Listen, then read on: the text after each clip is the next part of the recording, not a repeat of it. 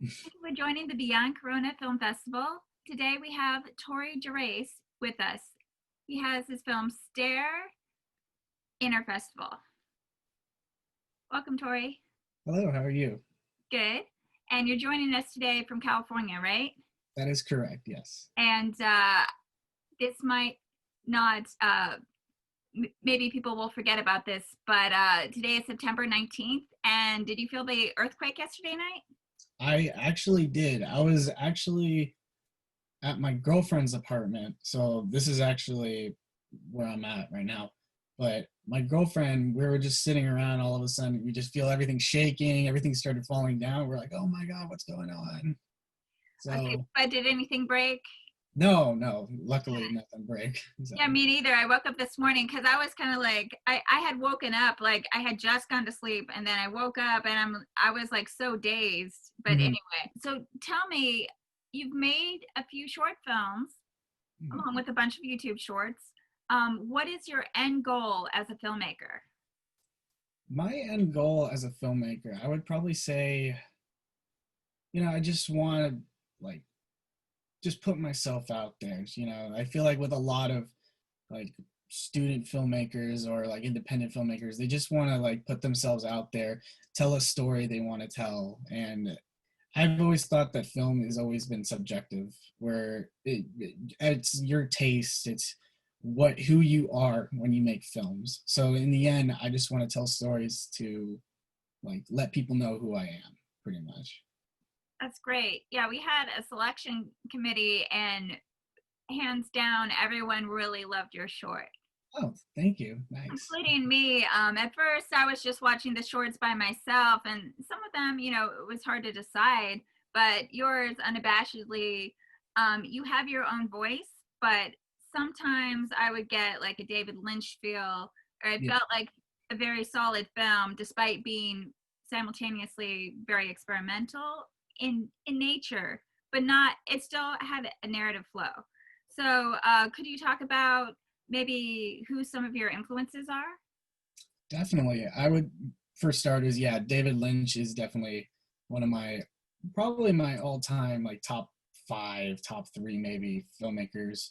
He's really like I watched the documentary on him recently, The Art Life, where he talks about like this is all you do, and it really like affects like me as like oh wow, this is really who I see myself as. I would love to be like him.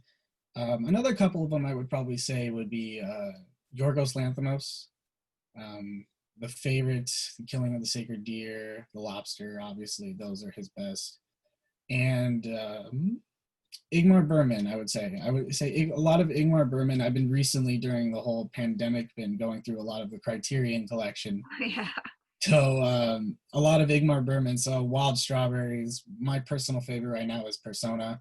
Oh, yeah. And yeah, that I think that left a big impact on like me being like, wow, this is kind of like where I want to lean towards.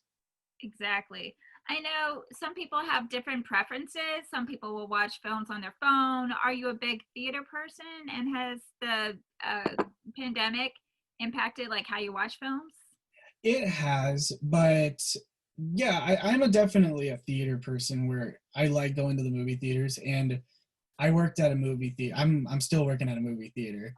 Yeah. So we just reopened up here in California. I don't know about Oh, where wow. you are at, but like I'm not aware of Los Angeles theaters being reopened, but I am aware of San Diego. Are you in Orange County? yes, Okay, yeah. great. Yeah, I lived there for a while too. Things are so different all across the state. So have you actually gone back to work yet at a movie theater? Yeah. Okay, and have they been showing Tenet and maybe other things? It's Tenet, Unhinged, New Mutants, something about David Copperfield, and there's like one more, Infidel, which by the time this is recorded, it just came out. Okay. Um, so yeah, it just came out today. Have you had any issues with people going to the theater and not wanting to wear their masks, or has it been very crowded? Well, we've actually on day one, we've already got complaints. Oh, wow. Yeah, and someone's already been like telling everybody, and then now it's like movie theaters in our area might shut down again. Oh, yeah. So who knows at this point? But I feel like the way people watch films now has changed Oh, dramatically. definitely. It's scary. Like there are some good stuff that has came out recently, like streaming. Like I would say like Defy Bloods and I'm thinking of Ending Things. Yes. Like that recently has been like big. Um, but the way that it's marketed now is kind of interesting. Like it's something that we as like moviegoers never like experience stuff like this. We never experience like being not in the theater for so long. So Exactly. And so many people are adapting, and I almost feel like the industry hasn't adapted fast enough because they want to wait to release movies like Tenet in order to make their money back, and then they didn't release it on VOD, and a lot of people in California were just not able to watch it right. like the Wasn't it first weekend. wasn't it international for I first couple of think so, months? because Tom Cruise saw it in London, and people around the globe were talking about it. I think I saw some people from Australia talking about it, and we were sitting over here like, okay. I had a friend drive to Las Vegas to see it, so I didn't think any theaters in California were open yet. But I'm not ready to go back, and I love going to the theater. So Mm-hmm. you too.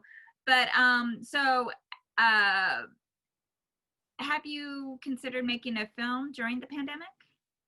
I actually did. I released just a little tiny short thing because I've been going a lot on like nature walks and stuff. So I've been just like, oh, this looks beautiful. I want to take like a video real quick of all this. It's called the An Abundance of Purple, and I kind of picked purple because it blends well with the coloring of like. Because at first I shot a yellow meadow, and the blue sky was like kind of doesn't work, so I wanted to like contrast that with purple, and it looked really beautiful with the green and the yellow. And I thought, okay, I'm gonna make the whole entire film color purple pretty much. Okay, that sounds really cool. I'll have to check it out. Anything else you'd like to share with us about your filmmaking? No, I would say like for anyone who wants to like make a film, especially right now, like during this time, I say go do it because who knows, you might because I released Stare, and at first I did like a little film festival run with it, and people were like, "Oh, this is really good. You should keep going with it." And you keep going with it and you see how far you went, and so far I've been to like or not been like the film has been going around for like 5-6 runs right now, Okay. so I'm really excited for people to actually like watch it, and I love to see people's reactions whether you love it or hate it. I love making films, and I love hearing what people have to think about it. Okay, great. Well, thank you for joining us, Torey. No problem, thank you for having me.